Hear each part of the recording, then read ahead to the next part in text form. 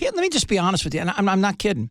I offered you the choice of Tom Brady, who was a cheater, over a cheater and a bad sport and a big freaking baby. All right, that's not a technical term, but that's my opinion. Over Tim Tebow, who was overtly religious on the field, but a gamer and a guy that everybody likes. And, as evidenced, as you've seen before, he'll put his body out there to win for the team. He's a winner. With Tom Brady, you get a certain kind of player in a system that doesn't have anywhere near the same presence that Tebow has. Okay, here we go. All right, well, here's somebody that might have an opinion on that, and that would be Tom Brady's old man, his dad. And he joins us here on KQ. Hello, sir. How are you? Now, let me ask you. I'm doing fine. If you had a team, would you pick your son or Tim Tebow? Who would you pick? You're being silly. That's a stupid question, but more important than being stupid on that point was the prior point that you just made about Tom Brady telling the ball boy to put a pin in the ball. You have no evidence of that, and if you read any of the articles and discussions that have gone on this thing for 6 months, you would know that you are full of crap. Why did he throw his cell phone away? Well, there's two issues there, as a matter of fact. The first was, if you read the Wells report, which you probably didn't, Wells said that Brady cooperated 100%. The second thing that the Wells report said was, we don't need your phone. We don't need your phone.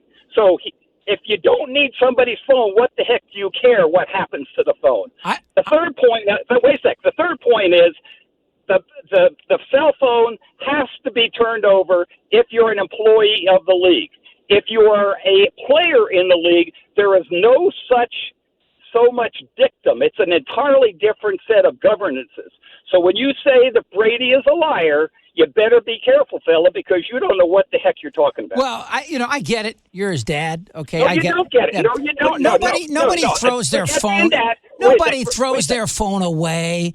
I mean, come on. He got rid of his cell phone and he went from an Android to an iPhone 6.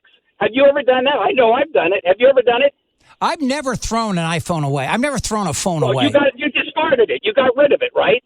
He got rid of it. No, the NFL. Wait a second. The NFL characterized that, but that's the NFL's publicity wing. You're maintaining that Tom Brady did not know the balls were under deflated. That's a wrong word. Deflated.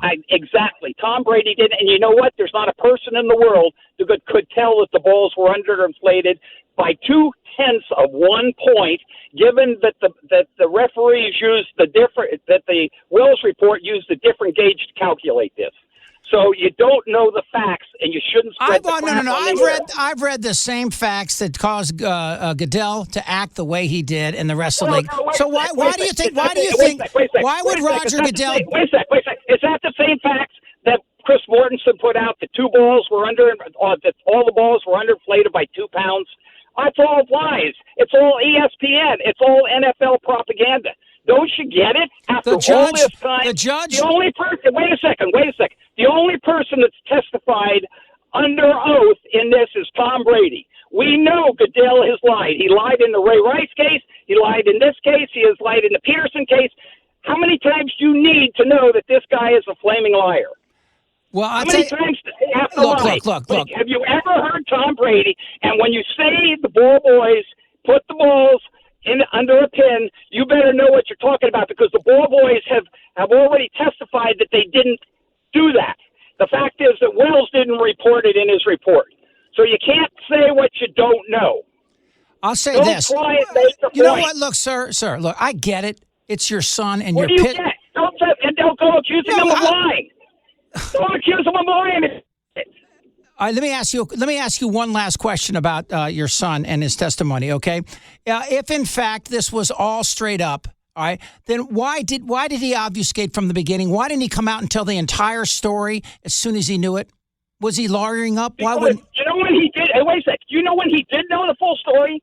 He knew the full story on March 28th when the league finally released to him and to the Patriots what the exact ball pressures were. For 2 months, the league. That's not what the NFL says, sir. Sir, that's not what the NFL says.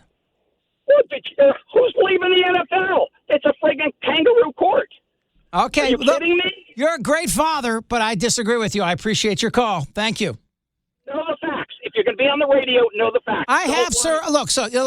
You have you're taking the facts and you're looking at the way that your heart tells you to. And I'm not going to tell you that I wouldn't do the same as a father. But I'm just saying for you to call me up and call me out on this when I'm just looking at what the NFL has reported. Yeah, I wasn't in the locker room, but that's what I saw. All right, we're late for the news. You know what? That guy could be my quarterback.